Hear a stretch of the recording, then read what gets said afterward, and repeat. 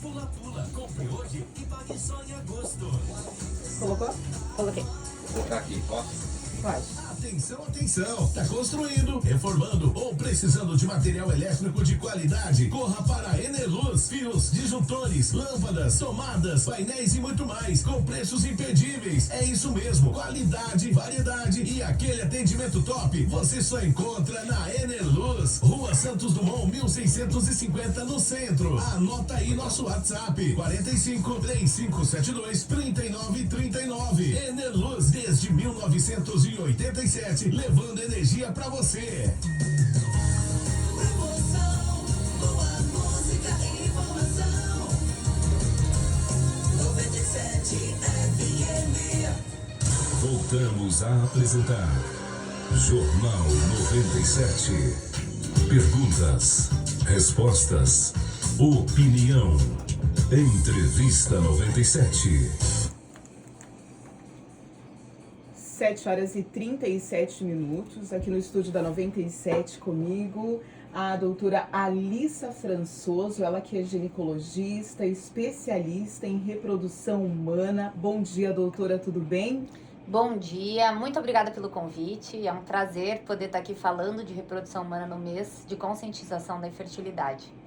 Este, então, é o mês, né, que mais se fala, mas claro, né, que no decorrer dos outros meses também é importante falar nesse assunto, né, doutora? Na verdade, a gente devia falar sempre, 1 em cada 6 casais precisam de um atendimento. 1 em cada 6. É uma estatística muito elevada. Alto. Exatamente. Doutora, gostaria que, primeiramente, você falasse um pouquinho de você, da sua atuação aqui em Foz do Iguaçu.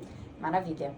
Eu voltei para Foz, eu sou foz-do-iguaçuense, nascida e criada, fui embora estudar, fiquei vários anos fora e eu retornei em 2019, né, na beira da pandemia ali.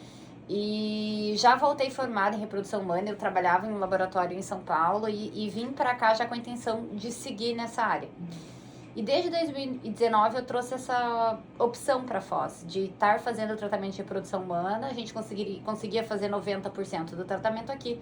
E os 10% finais acabavam sendo em São Paulo, porque ainda nós não tínhamos um laboratório de reprodução humana aqui em Foz do Iguaçu.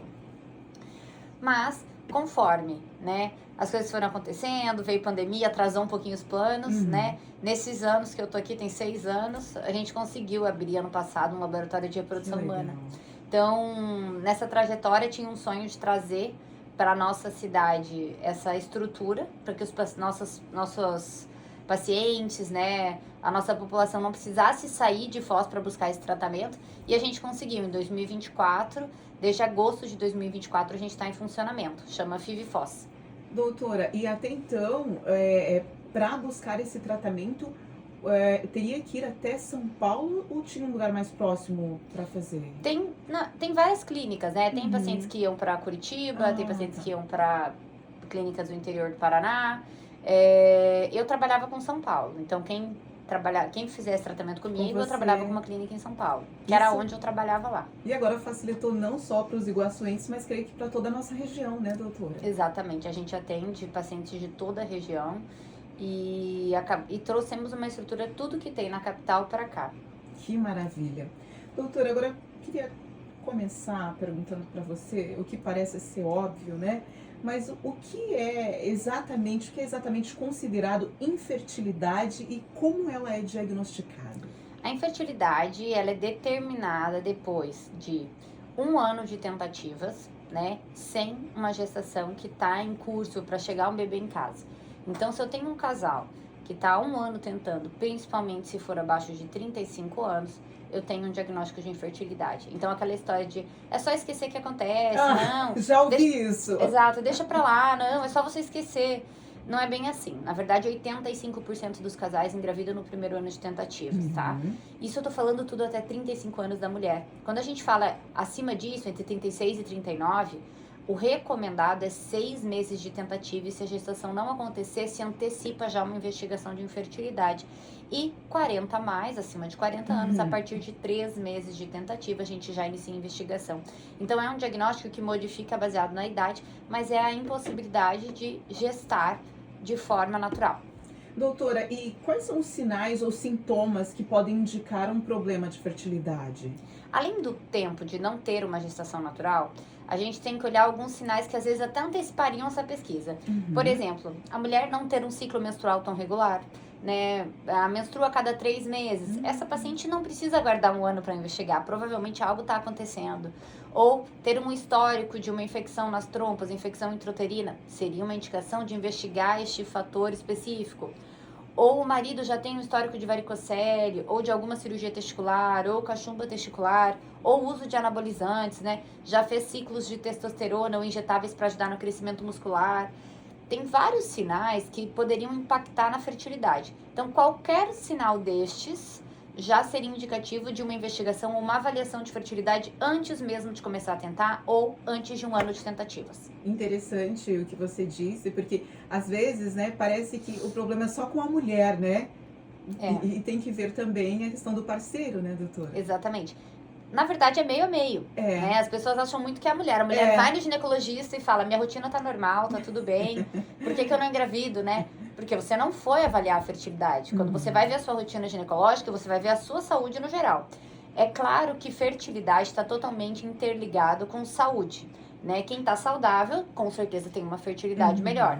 Mas não são as mesmas coisas, né? A gente faz uma avaliação de rotina ginecológica para saúde, para prever doenças e outras coisas, mas não para fertilidade. Fertilidade, a gente tem que fazer um atendimento do casal. Metade das causas são masculinas. A estatística é 40% de problema feminino, 40% de problema masculino e 20% misto, ou seja, dos dois. Então, o homem está presente em 70% das causas, em 60% das causas de infertilidade, assim como a mulher, se eu somo o masculino mais o misto. Então, não existe, fiz a rotina e tá tudo bem, ou o homem fez só o espermograma e tá tudo bem. Tem que ter uma avaliação completa. Então, hoje em dia, é quase ali também, meio a meio ali, né? Como você disse. Não tem assim, mais é a mulher, não, mais o homem. Não tem isso, né? Meio a meio. Aqui na nossa região, eu até tenho uma impressão de ver mais casos masculinos. Sério? Mas porque a gente tem bastante gente que trabalha com a parte de agricultura, agronomia, né? E a exposição tóxica de agrotóxicos, né, relacionados ao meio, tem uma interferência na fertilidade masculina.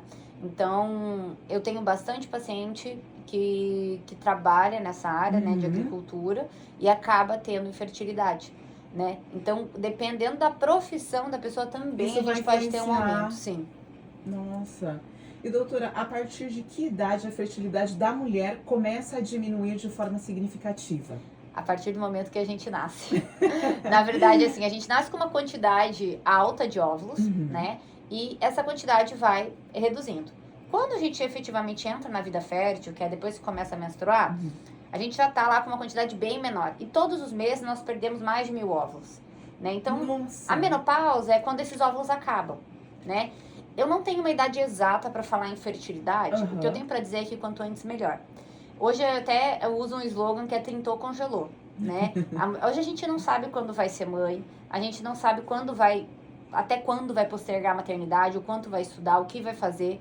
E aí, quando você vê, deu 30, 35, 38, 40. Essa mulher, às vezes, a chance dela ser mãe aos 40, a gente tá falando de 5 a 10%. É muito mais baixa do que o que ela tinha de 50% aos 28, 29 anos. Então, assim, sabe que vai postergar a maternidade, sabe que não vai ser mãe nos próximos anos, não sabe se quer ser mãe ou se vai um dia pensar nisso, congela óvulo. E o ideal é abaixo dos 30, né? Congelei óvulo antes dos 30, eu tenho um óvulo de qualidade melhor. Grosseiramente falando, acima dos 35, costumamos ter uma queda de reserva ovariana um pouquinho mais evidente e uma queda de qualidade oocitária um pouquinho mais evidente. Mas o quanto antes melhor é o que melhor funciona nessa estratégia. Principalmente mulheres que pensam em postergar a maternidade. Isso, porque muitos casais hoje em dia, né, deixam para ter os seus filhos mais tarde, né? E às vezes não se atenta para isso que você está falando do congelamento dos óvulos e depois enfrentam muitos problemas, né? Sim, quando você entra num tratamento de reprodução humana, além de ser, né, uma montanha-russa de emoções, porque você está lidando com um sonho, né? E às vezes aquela mulher, ela sempre sonhou em ser mãe ou constituir uma família. Eu vejo a família como o bem mais valioso da nossa vida. E você de repente vê que o teu sonho pode não acontecer, você já entra nessa jornada com um peso emocional enorme. E aí, quando você entra com uma reserva ovariana muito baixa, com uma chance menor de dar certo, tudo isso já dificulta. E ainda tem a questão de custo, né? É uma jornada incerta, não sabe se vai dar certo.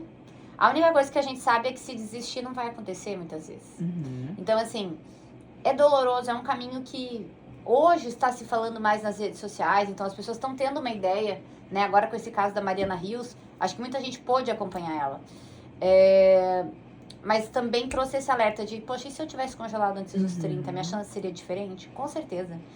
Se eu tivesse congelado antes dos 35, ótimo. Eu falo para minhas pacientes, 28, 29, 30, 32, tu vai ser mãe agora? Não sei. Então, vamos congelar, né? Guarda, dá esse presente pro seu eu do futuro. É como se a gente faz seguro de vida, seguro de carro, seguro de casa, seguro de tudo. Por que que ninguém pensa no seguro da fertilidade?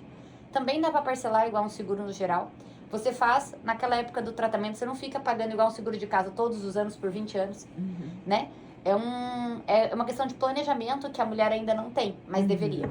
Até porque não se fala tanto, né, doutora? E aí acaba o tempo passando, parece que não vai passar tão rápido, mas o tempo passa assim, né? Voa. E aí quando vê, já tá com 40, 45, e aí... A gente fala, a chance do casal engravidar no primeiro ano de tentativa antes dos 35 anos é de 85%. Então, se não acontecer, realmente tem que procurar ajuda. Acima dos 35, essa chance é menor. Entre 40 e 43, a gente está falando de 5% de gestação natural que vai para frente. É uma queda muito drástica, né? Então, assim, tempo é a única coisa na reprodução humana em que eu não tenho tratamento. O resto, a gente corre atrás. Doutora, e o estresse, o estilo de vida moderno, né? Realmente impactam a fertilidade? Com certeza. Como impactam? Vamos lá, o estresse, a gente fala, né? Quando a pessoa é muito estressada, geralmente ela não dorme bem, ela não tem bons hábitos de vida. É aquela pessoa workaholic que não se cuida, ela não vai fazer atividade física. As coisas, elas se somam, sabe? Então, o estresse, ele tem um impacto na tua saúde como um todo. Tudo que impacta em saúde, impacta em fertilidade, né? Uma pessoa que está saudável, ela vai ter maior chance de uma gestação, com certeza. Mas também tem impacto, o estilo de vida moderno hoje, a gente tem exposição tóxica a vários produtos, né? Antigamente não existia a quantidade de conservantes, corantes, produtos. Hoje eu falo porque eu também sou mulher, também passo um creminho ou outra coisa no rosto, né? Mas hoje tem gente que usa um monte de coisa. As pessoas não leem rótulo. Você tá aplicando coisas que às vezes tem uma quantidade de um produto tóxico que você nem sabe. E o mundo inteiro usa. Então, a gente chama isso de disruptores endócrinos. Hoje, a gente vê uma reserva ovariana das mulheres muito abaixo do que era antigamente. As mulheres estão entrando na menopausa antes dos 40. Então, o mundo está mudando. Assim como a fertilidade masculina teve que mudar os parâmetros do espermograma para achar homens normais, porque estava incomum, né? E vem caindo a fertilidade masculina e mudando os parâmetros do espermograma. A reserva ovariana da mulher também vem diminuindo. Então, o mundo moderno, por mais que traga muitas facilidades, muitas coisas positivas, também está trazendo... Por outro lado, impacta muito. A parte de exposição tóxica que a gente não enxerga, que está onde a gente respira, o que a gente come, o que a gente usa. E aí entra num mundo à parte que a gente está tentando entender melhor e buscar aí produtos com menor impacto em saúde no geral, né? Eu já tenho o hábito de ler rótulo há alguns anos, porque eu trabalho com reprodução humana há alguns anos. Alguns anos eu olho o rótulo, eu decido que eu vou comprar, isso aqui eu não vou usar, eu vou para um produto mais orgânico, mas a maioria da população não, né? Então, a fertilidade está vendo que talvez isso tenha um impacto também nas tentativas, na reserva ovariana da mulher, né? Hoje eu vejo muito mais pacientes no meu consultório do que eu via 5 anos atrás, com 30 anos, com 29, com 32, com reserva ovariana abaixo de 0,5, abaixo de 1. A gente está falando de falência ovariana precoce. Eu tenho pacientes na menopausa com 32 anos, com 33, isso é com muito 30. sério, né, doutora? Sim. É aquela mulher que ela pode ser mãe. A mulher pode ser mãe depois da menopausa, mesmo sem ter óvulos. Mas ela vai precisar de um óvulo doado, né? Então ela precisa conseguir um óvulo doado para poder engravidar. Assim como eu tenho paciente de 50 anos que engravidou com óvulo doado. Então, assim, a reprodução humana traz esse alerta e, ao mesmo tempo, ela traz esse acalento de não tem tempo. Se você quiser ser mãe aos 48, você já tá na menopausa, você tem como tentar com óvulo doado também. Então, por isso que eu falo, tem tratamento para tudo, não tem pro tempo. Menos pro tempo. E quais são os tratamentos mais comuns para quem está tentando engravidar e não consegue? Primeira coisa fazer um diagnóstico e sempre em todos os tratamentos eu recomendo estilo de vida. Dieta e atividade física, tá? Tem grau de evidência científica tipo A de que tem impacto nos tratamentos de reprodução humana, independente de qual for, tá? Quanto ao tratamento mesmo, quando a gente fala, investiguei aquele paciente, dei as orientações, ele seguiu ou não, mas vamos para o tratamento. Eu tenho 3 opções de tratamento de reprodução humana. Coito programado, inseminação intrauterina e fertilização in vitro. Quando eu falo do coito programado, eu estimulo a paciente, acompanho e falo para ela, fulana, você vai ovular quinta-feira, 9 horas da noite, e esse casal tem a relação quinta-feira, 9 horas da noite. Esse é um tratamento para pacientes que não ovulam. Para aquela paciente que eu sei que não tem ciclo ovulatório. Por quê? Se ela já ovula todo mês, já tem relação no período fértil, esse tratamento não acrescenta nada para ela. Eu tô falando de 20% de gestação abaixo de 35 anos. Então, é a mesma chance que o casal tem numa tentativa, todos os meses, 20% ao mês. Então, o coito programado, ele serve para pacientes que não ovulam. A inseminação intrauterina é a mesma coisa, eu também sei quando a paciente vai ovular. Mas ao invés de eles terem a relação, a gente vai colocar um número maior de espermatozoides dentro do útero. Então, eu faço uma seleção do sêmen, separo os espermatozoides melhores, que são os que vão pra frente, e coloco um volume maior deles dentro do útero. Porque muitos não chegam. Então, é mais para um fator masculino, para um homem com espermograma limítrofe, ou com uma alteração de motilidade, onde eu consigo separar e colocar dentro do útero. Nem sempre esse daí é a mulher, né? Ali você vai fazer essa escolha. Sim. E ela tem uma chance de sucesso um pouquinho maior do que o coito programado. E a fertilização in vitro é onde a gente capta o óvulo, o homem colhe o sêmen e a gente une os dois dentro do laboratório. Por quê? Nas anteriores, eu não vejo se realmente aconteceu o encontro do óvulo com o espermatozoide, se começou o desenvolvimento do embrião e não implantou. Eu não sei em que etapa a fertilidade não aconteceu ou ela estagnou.